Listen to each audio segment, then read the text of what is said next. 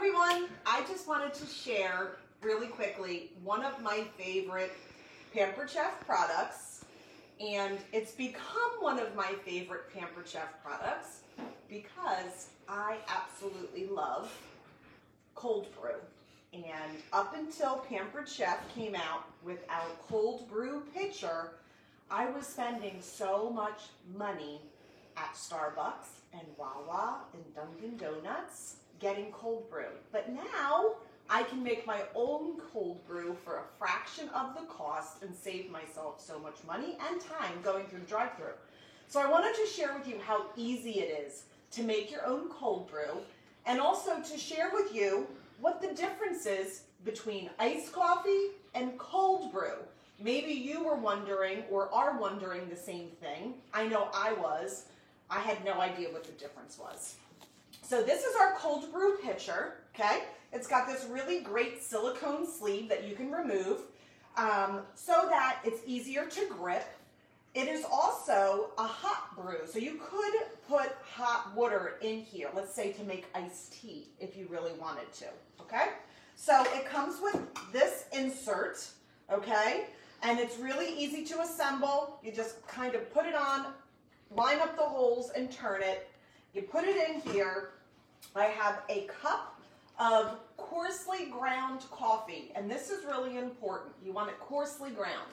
So if you can grind your own coffee, whether you do it at the store or you bring home coffee beans and grind them yourself, you want them coarse. You don't want them finely ground like what you normally get.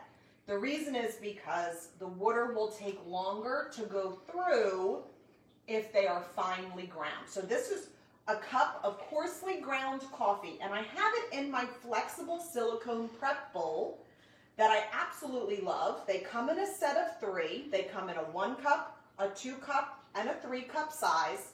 I like them because I can squeeze them so that I make sure I get the coffee grounds in the filter and not all over my counter. So I have a cup of coarsely ground coffee beans, okay? And I pour them in. Now I'm going to take, it takes about 4 to 5 cups of cold water. And again, I'm using my flexible prep bowl, and I'm just going to pour the water in.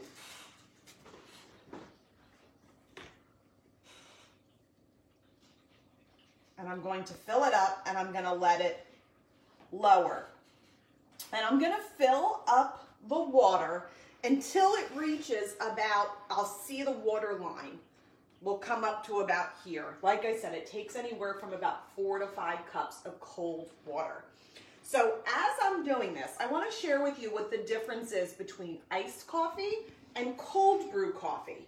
So iced coffee is where you take hot coffee and you pour it over ice. So what happens?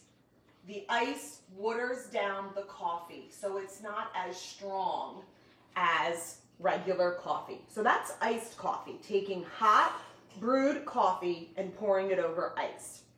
What cold brew is you're taking cold water and you're pouring it over grounds, and you let this steep for anywhere from 10 to 24 hours. And so what happens is, as the water and the grounds are steeping in the water, it brews. And what the difference is, there's a big difference in flavor between iced coffee and cold brew coffee. And the biggest difference is the strength of the coffee. So iced coffee is a little bit watered down from the ice, and cold brew coffee is going to be stronger. But what also happens when you cold brew your coffee is it takes away that acidic punch that sometimes coffee can leave on your palate. So when you're drinking coffee or iced coffee, sometimes as you're drinking it, you might think, ooh, there's kind of this bitter aftertaste. When you brew your coffee cold, that bitterness goes away. It smooths out the finish. So you have this delicious, smooth, but strong coffee flavor. So I absolutely love cold brew in the summer. My kids know right around springtime when the weather starts to get warm, I pull out my cold brew pitcher and I brew cold brew.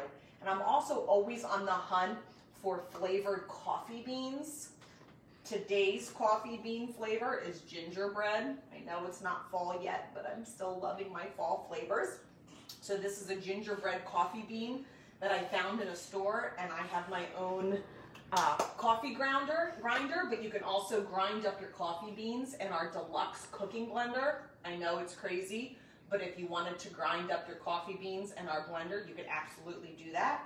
And then I just pour my water over it, and I'm gonna let it sit for 10 to 24 hours, and then I'm gonna have delicious cold brew coffee.